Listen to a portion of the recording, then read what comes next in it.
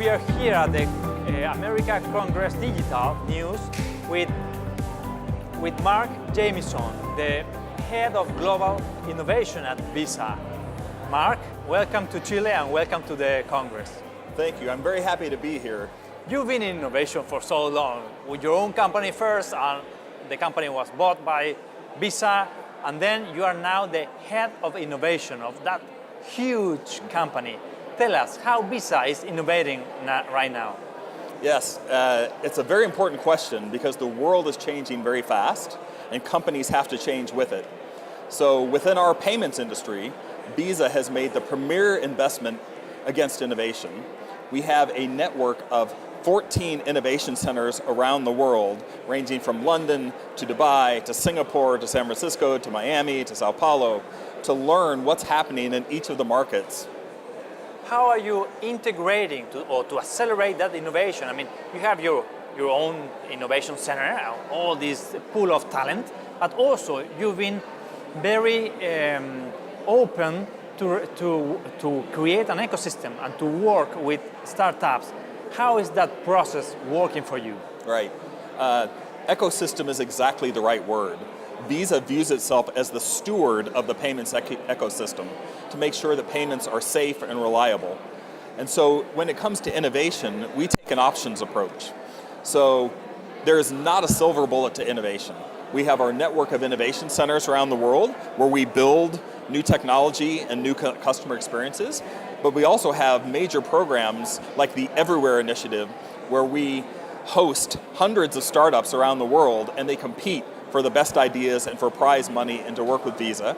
And we also have a venture arm where we invest in startups so we get visibility and learning into what's happening. Challenges and prizes, that is a very good incentive. Yes. And what are the main challenges that Visa has in that innovation process? For example, 20 or 30 years ago when we had the credit cards, Visa was very innovative and fast in order we can process the payment in very few seconds without the internet previous to this technology, just with the phone connection. So right. Now it is not about the speed, it is about security, yes. It is about something else. So what is the innovation main topics that Visa has at the moment? Yes, well, you're exactly right. For many years, the way you paid was with a plastic card, and the standards were set on that. Now, everything is a payment device. Your phone is a payment device. Your watch is a payment device. Your car is a payment device. You'll speak to a voice device like Alexa or Google Home, and it can buy things for you. And so, what we really focus on is if there's this proliferation of payment capabilities, how do you make sure that the standards are set so that there's the right security and the right verification to make sure that the entire ecosystem stays safe and reliable. So if I am an owner of a small company, a retail, a startup, and I want to have available the payments just with my phone, not to the big machines, just my phone, just to swipe plastic cards with my phone. Is that I know there are some services. Is Visa allowing that as well? Oh yeah, we encourage it. As a matter of fact, the best example of that is a company based in San Francisco called Square. Square, and they've now become one of the largest merchants in the entire global Visa system.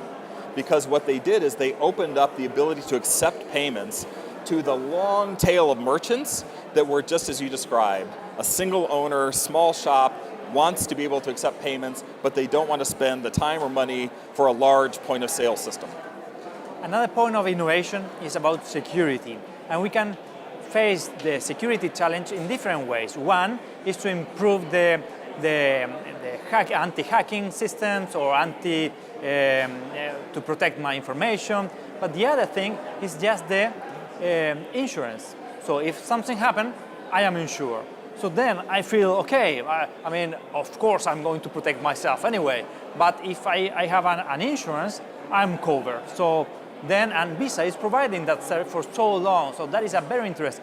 What else you can provide in that venue? Mm-hmm. In VisaNet, when you try to use your Visa payment credential, in milliseconds, we analyze over 500 different data elements to make sure there's not a bad guy trying to use your account. So that is in place today. According to my behavior. So if I've been buying stuff, I'm not traveling, so whatever happened outside of my country, now we are global. So I am not out of the country, but I am buying books in Kindle That's or right. wherever. So, but if the topic is not aligned with my interest, then there is a trigger alert. There is. And there are two big things that we've done that really help with security. Number one is we've created a standard called tokenization, where we take your account number and we encrypt it so that wherever you use that, it is secure, and if someone were to get it or to hack it, they could not use it anywhere. So that's number one.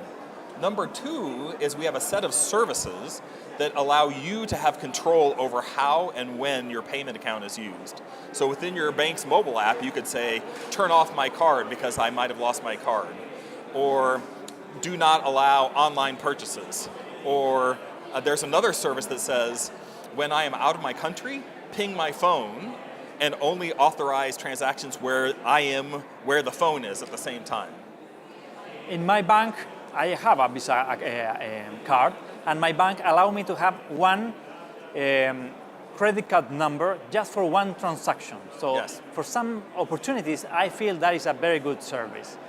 However, I would like to also have more information about my behavior as using my card. I pay almost everything with my card. So what if I have more data and a report every month of I bought that of my budget, my personal budget, some amount goes to entertainment, some amount goes to normal groceries and normal purchases, and some for education. How can I have more help to my own personal accounting? Yes, that's a great question. What we see happening in the space is, from the consumer perspective, there are three big things. One is all of your payments will become much more digital because your payment credentials will be embedded in Uber and Amazon and Facebook. Number two is the experience around that payment, which is just as you described, will be much more personalized, customized, and authenticated to you. And then third, you will have complete control over how and when your payment credentials are used, and you'll have the ability to look at all the places that it's used and be able to analyze that and make different decisions based on that. Very interesting. Have you had the opportunity to meet the Fintech here locally in Chile? Well, this conference is amazing for that. The amount of energy that's here and the sophistication of the fintech startups has really blown me away. There's so much creativity here in the Southern Cone. And in Latin America, it's an $8 to $9 trillion GDP. So there's so much potential for this region to leapfrog many of the technologies and experiences that have existed in other places, because you can just go straight to the latest best thing. How this fintech can participate in the next challenges that Visa has? There are two ways. One is we have a program called the Everywhere Initiative. As a matter of fact, today we're running one of those in Argentina, where they can participate and compete to win and get dollars and engagement from Visa. Number two is we actually have an open developer platform. It's developer.visa.com, where they can consume different Visa capabilities in the form of APIs and just build it directly into their products. One final question, Mark, about currency. Visa is not a currency, it's a payment processor. However, Visa is a very important, the most important player in the world for us not to use currency, all right? So, and the world is moving to a digital currency. Is Visa planning to have their own token? You mentioned about that, their own kind of cryptocurrency? Well, actually, Visa, as the world's largest payment platform, we process over 160 different currencies in the world.